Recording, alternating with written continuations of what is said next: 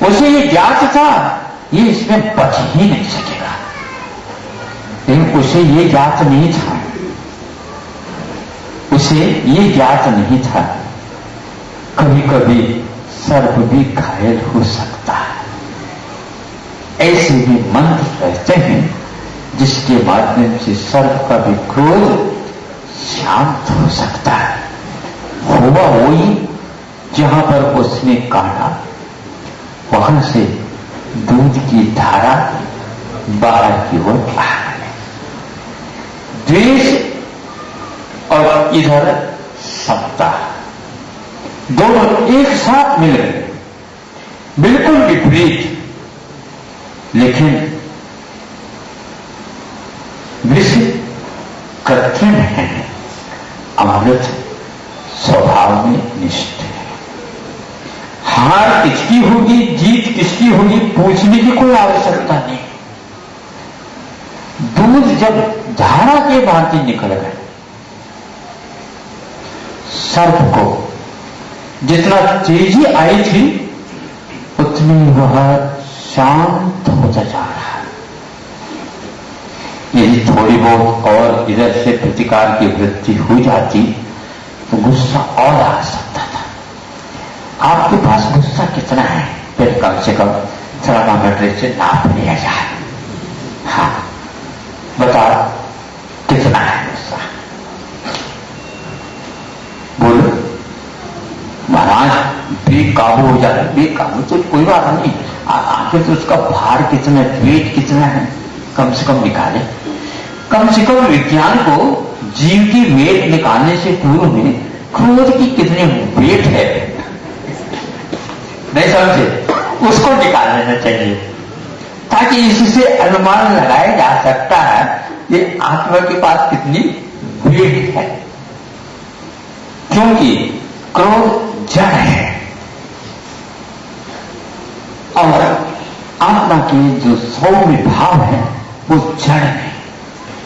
भार चूंकि स्पर्शेंद्रिय के विषय में जो स्पर्श आता है वह 8 प्रकार का होता है। उसमें एक लघु और एक गुरु वेट की बात कही गई है।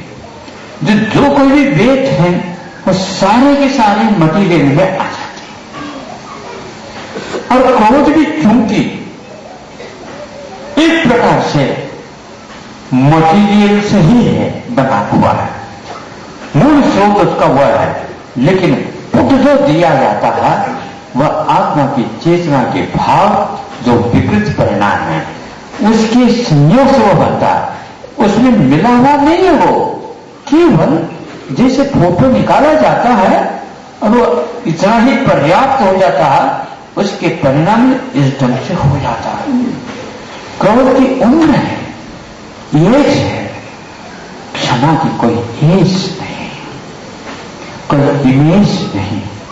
वह एक ऐसा पदार्थ परिणाम है जो दुनिया के पूरे आप क्रोध को लाकर के रख दो तो भी वह चुटकी बजाने में कुछ समय और लग सकता है, उन सबके जहर को वह उतार सकता है।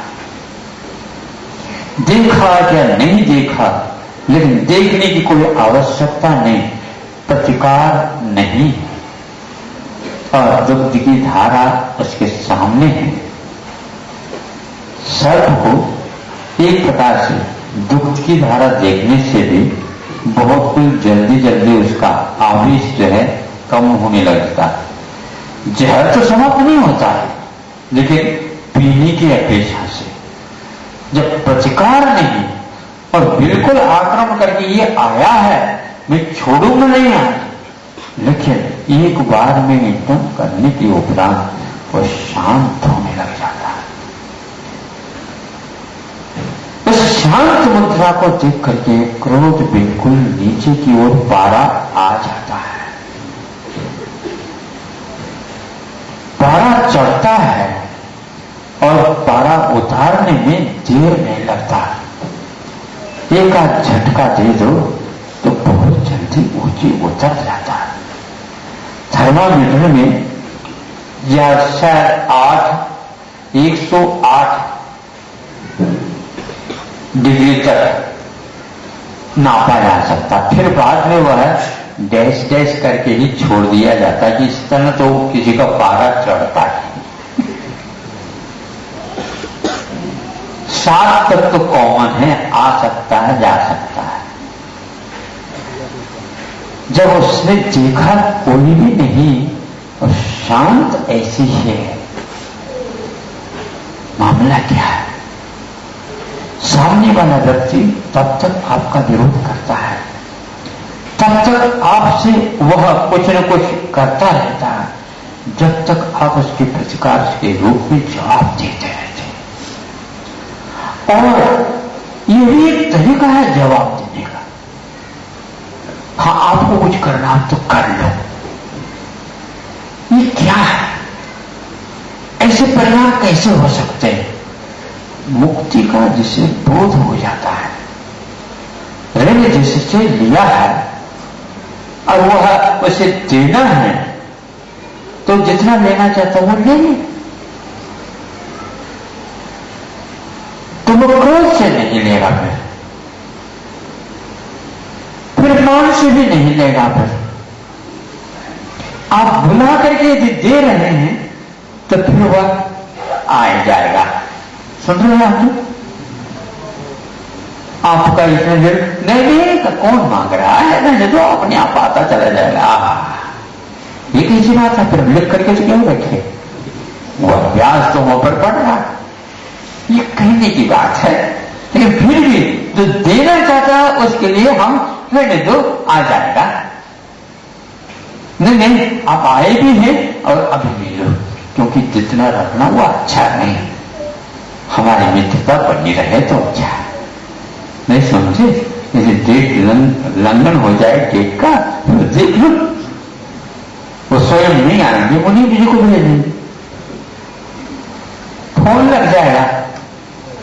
किससे लड़ा, इससे कोई मतलब नहीं, आपको अपने आप ही देना पड़ेगा। ये क्यों? ये होता है इसलिए सामने वाला व्यक्ति का प्रतिकार हम न करें। वो आखिर क्या चाहता है? उसके पास में बुद्धि है, ज्ञान है, व्यक्तित्व है, सब कुछ है। समझना प्रारंभ कर दिया सर्प ने। आज तक ऐसे कोई व्यक्ति नहीं मिला जो हम कांटे और वह उसके प्रतिकार न करे, रोए नहीं, चिल्लाए नहीं, कोई हलचल ही नहीं, धीरे धीरे धीरे शांत होता गया। कितना शांत हो गया, कितना शांत हो गया, बिल्कुल शांत हो गया, जैसे वो भी मुनि बन गया है। आखिर क्या अर्थ होता है? बनाने की आवश्यकता नहीं होती, बनने की भूमिका प्रत्येक के पास रहती है। कषाय का उद्रेक आचार्यों ने कहा, अंतर्मोह से ज्यादा नहीं जा सकता। ये पक्की बात है। अंतर्मोह किसको बोलते हैं? 48 मिनट। ये 48 मिनट तो वैसे कहने के लिए कहा गया, इतनी देर तक तो वह रह ही नहीं सकता। बहुत अल्प समय यूं चुटकी बजाते बजाते सारे कषाय समाप्त हो जाते। उद्रेक नहीं रह सकता। उदय रह जाए, परिवर्तन हो जाए, अलग है। मंदोदय भी रह जाए, लेकिन उसका उफान और उदय दोनों में परिवर्तन अनिवार्य है। इसी से स्पष्ट है कर्म की शक्ति और धर्म की शक्ति, इन दोनों के बीच में जमीन आसमान का अंतर है। क्षमा भाव अनंत काल तक रह सकता है, लेकिन अनंत काल तक क्रोधाग्नि नहीं जल सकती। इतनी कमजोर वस्तु है वो, लेकिन उससे भी ज्यादा हम लोगों ने अपने स्वभाव को भुला लिया, या और कमजोरी आ गई हमारी।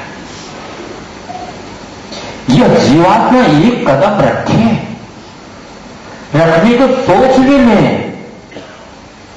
बड़ा गड़बड़ी हो जाती, हलचली हो जाती। 3 कदम में विश्व पूर्ण हो सकता है। सामने वाला व्यक्ति शांत हो सकता है, समझ सकता है कि आत्मा की शक्ति कितनी है। थोड़ी सी दृष्टिपात हम भीतर करें। स्वभाव की ओर दृष्टिपात करने से ही स्वभाव को प्राप्त करने की भावना जागृत होती है, बलवती होती है। और विभाव के बाजार में घूमने से कभी भी स्वभाव याद नहीं आता। भगवान के दर्शन करो, बार बार क्या करते हैं महाराज जी, एक सुबह भी करो शाम को करो। कुंद आचार्य भी कहते हैं 3 वंदना तो आवश्यक है, बीच में और करते हैं तो और अच्छी बात है। 3 तो आवश्यक है। बार बार सोचता हूं कि वही वंदना, वही पाठ, वही भक्ति और वही दिव्यता सब कुछ है। हाँ, रात दिन भी कर सकते हो। सिद्ध परमेष्टि के ध्यान के लिए हमेशा हमेशा तत्पर रहने को आचार्य महाराज ने आचार्यों को उपदेश दिया। हाँ, आचार्य भक्ति पढ़ते हैं तो यहीं से प्रारंभ हो जाती है वो भक्ति। आचार्य महाराज जब वो भक्ति पढ़ते हैं, आचार्य भक्ति, उसमें ये कहते हैं सिद्ध भक्ति में जिसका जीवन लीन हो गया हमेशा, तभी तो वह सिद्धत्व को अपने सामने रखेगा, अपने साध्य को अपने सामने रखेगा। जिसको प्राप्त करना है वो यदि सामने नहीं रहता तो वह व्यक्ति फिर किसको प्राप्त करेगा।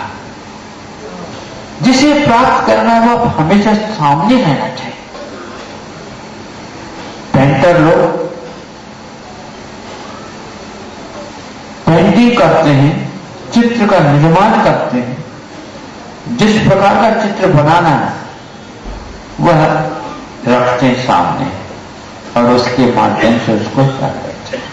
कभी कभी होता क्या, उसी को वहां पर चिपका देते हैं और उसी के माध्यम से नीचे गाड़ना प्रारंभ कर देते हैं ताकि उसका आकार, प्रकार और तथाकार उतर आ जाए।